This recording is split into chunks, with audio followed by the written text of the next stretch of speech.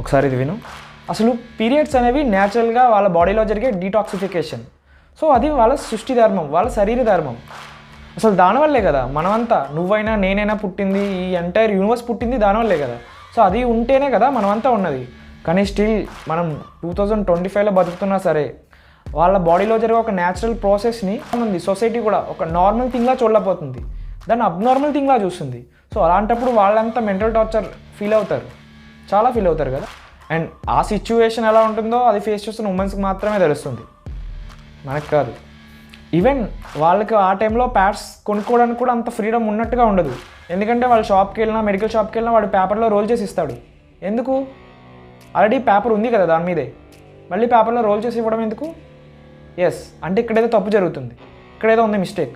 వాళ్ళ పీరియడ్స్ని ఎందుకు భూతద్దం పెట్టి చూస్తుందో ఈ సొసైటీ నాకు అర్థం కాదు. ఈవెన్ భూతద్దం పెట్టి చూసి దాన్ని ఏదో డిసీజ్ లాగా కొంతమంది అయితే బిహేవ్ చేస్తారు. ఫస్ట్ నువ్వు మారాలి, సొసైటీ మారాలంటే నువ్వు మారాలి. అది నువ్వు ఇంకా రాంగ్గా థింక్ చేసే పర్సన్ అయితే నువ్వు మారాలి, అప్పుడు ఆటోమేటిక్గా సొసైటీ చేంజ్ అవుద్ది.